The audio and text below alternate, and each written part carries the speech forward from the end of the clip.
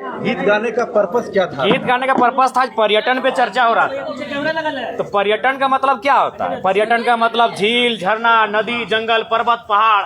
तो वही मधु मंसूर जी के गीत हम गुनगुना बोल के माध्यम से गा रहे थे थोड़ा सा कि हाय रे हमर सोना झारखंड। अच्छा, गुनगुनाने के लिए मोबाइल निकालना होगा, गा ही देते हैं। नहीं, गा ही देते हैं एकदम बिल्कुल। वहाँ नहीं, नहीं बाबा, गा ही देते हैं। यहाँ कम से कम गा देते हैं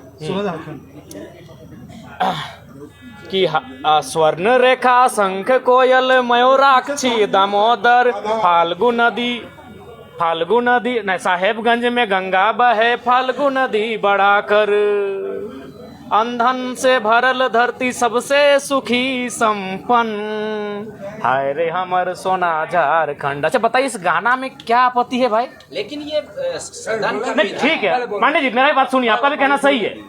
हम पहली बार चुन के आए हैं कि हमको मालूम है कि गुनगुनाना नहीं चाहिए। हम किससे सीखेंगे? हम तो देख रहे हैं सीपी सिंह जी शायरी पढ़ रहे हैं, सब मंत्री शायरी पढ़ रहे हैं, हिंदी वाला हिंदी में, उर्दू वाला उर्दू में शायरी पढ़ रहे हैं। तो हम जब शायरी माइंड है तो गाना भी गा सकते हैं। हम नया मेंबर हैं, सीधी बात है। तो वही हमने कहा कि अध्यक्ष महोदय, अगर बोल गुनगुनाना नहीं चाहिए तो संसदीय मंत्री खड़ा होकर जब उनका बारी आएगा बोल देते कि जयराम बाबू बोल गुनगुनाना नहीं है, हम अगला बार जब मेरा भाषण होगा हम बोल नहीं गुनगुनाएंगे। लेकिन ये कहाँ का तर्क है? दो का मंत्री खड़ा हो गया है, संसदीय मंत्री तो बाद में, दो मंत्री खड़ा होकर टोक रहे हैं। तो वही हमने उनको कहा कि एक तो आपको आधा घंटा समय मिलता है। अच्छा एक बात बताइए, आदरणीय माननीय मुख्यमंत्री का शाहरुख खान बोल के 4-5 लोग बोले, तब तो आप नहीं बोले कि आप डायरेक्ट किसी सदस्य को नहीं बोल सकते हैं।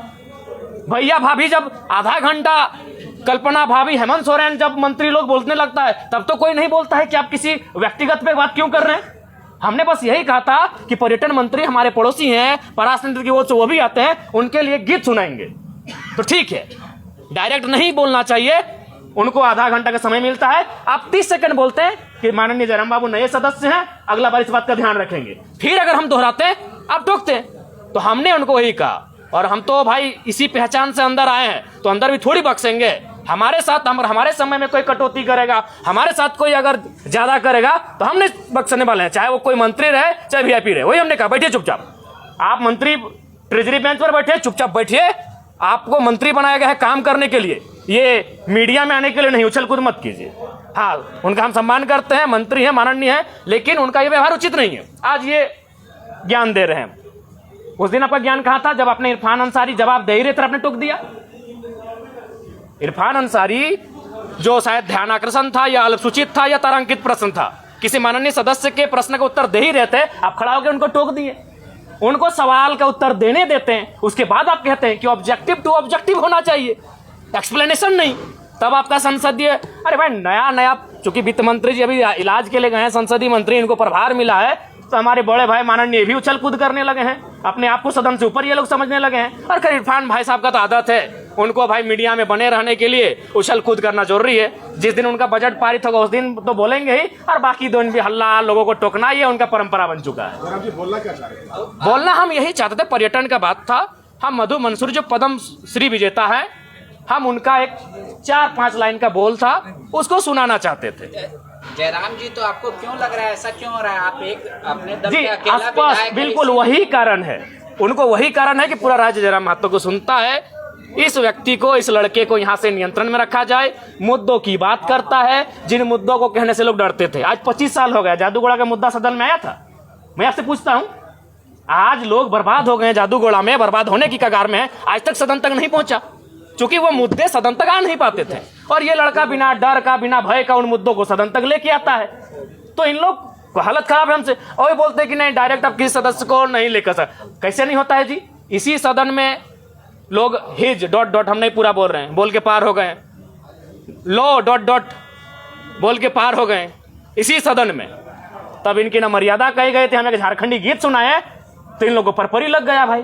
जयराम जी, ये लगता है कि सुदीप कुमार सोनू ज्यादा जानकार नहीं, काबिल बनने का कोशिश कर रहे हैं। लगता है कि उनसे बेहतर इस राज्य में कोई है ही नहीं जो संसदीय प्रणालियों को जानता है, जो संसदीय व्यवस्थाओं को जानता है। चूंकि पर्यटन का बजट था, तो इस गीत का संबंध पर्वत पहाड़ से है, नदी नाला से है, और पर्यटन का संबंध नदी नाला पर्वत पहाड़ से है। और हम किससे सीखेंगे? मेरा सवाल, हम किससे सीखेंगे?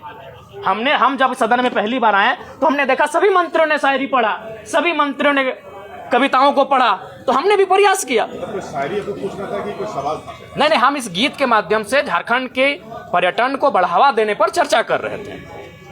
इस गीत के माध्यम से झारखंड के पर्यटन पर हम अपना राय दे रहे थे कि आप अगर पर्यटन पे फोकस करें, पर्यटन पे अगर डेवलपमेंट की बात करें, तो कृषि के बाद, उद्योग के बाद और सरकारी नौकरियों के बाद युवाओं को हम पर्यटन की दिशा में लगा सकते हैं, क्योंकि झारखंड में सबसे सुंदर पर्यटन का माहौल और विकल्प हम लोग तराश सकते हैं। ठीक, ओके। धन्यवाद।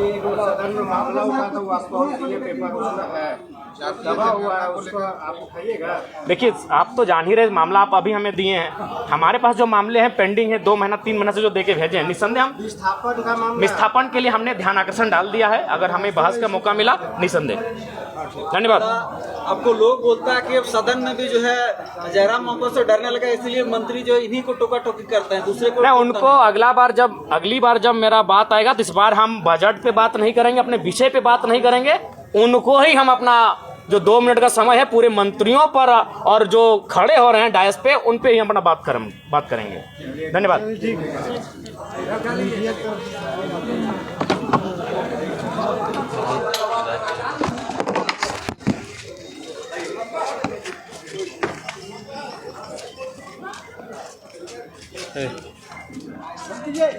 बिल्कुल, ये सब मत बोलल करिए। पर्सनल मैटर को आप यहाँ पे